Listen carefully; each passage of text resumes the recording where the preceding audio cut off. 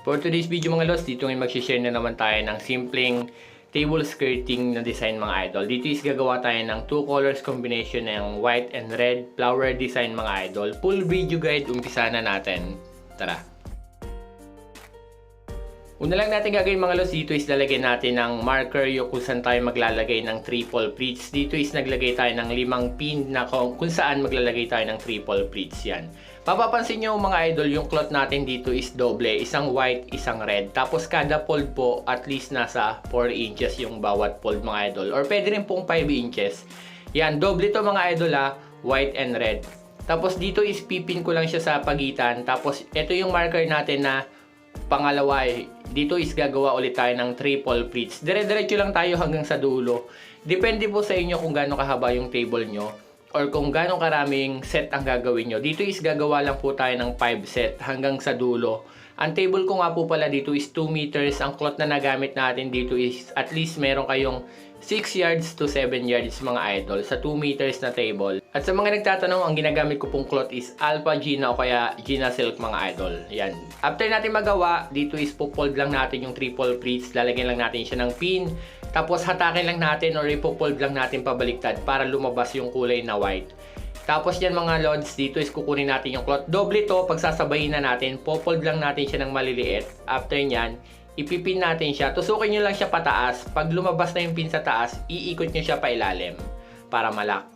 Tapos kukunin naman natin yung white sa ilalim. Triple pleats din bali yung white mga lods kasi magkakasama siya sa red. Triple pleats yan.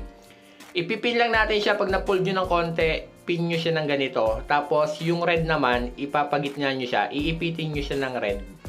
Yan. Tapos ilalak ulit nyo ng pin. Ang pagpipin, tusukin nyo lang siya tapos pasok nyo lang siya pa loob. Malalak na siya mga lods. Tapos dito isahatakin nyo lang yung pinaka pleats or yung pinaka flower pole design. Bubukahin nyo lang siya, magkaka-shape na talaga siya or magkakaroon na siya talaga ng flower pole design na gaya nito mga idol. Yan. Sobrang simple lang. Ganito lang ulit yung gagawin natin. Mag-space kayo at least 4 to 5 inches. Tapos pin, pagsama-samahin nyo lang. Fold lang ulit. Tapos dito mga idol, kung sa tingin nyo nahihirapan kayo mag-pin, pwedeng magkahiwalay. Dito, ipinold ko yung unang red, tapos isunod ko naman yung pangalawang red. Kung sa tingin nyo is makapal siya masyadong ipin kapag sabay, pwede naman po magka-separate para hindi kayo nahihirapan na mag-pin. Tapos fold lang ulit, tapos pin.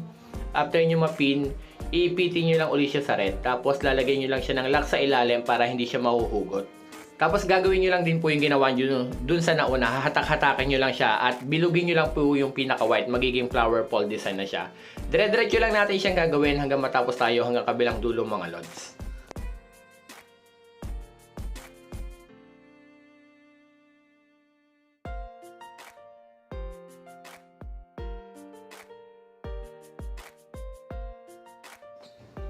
At bali ito na siya mga lods, yung ating simpleng flower design na may kulay na white tapos red combination mga idol. Triple pleats, kagaya ng sabi ko, yung triple pleats is doble siya ng white mga lods. At naka-fold lang din siya sa gitna. Yan, sobrang simple lang. Comment na lang po kayo sa baba kung sa kayo nahihirapan para gagawan po natin siya ng mas mabagal na video. Sana nagustuhan nyo, follow for more at huwag nyo kalimutang i-share po yung mga videos natin.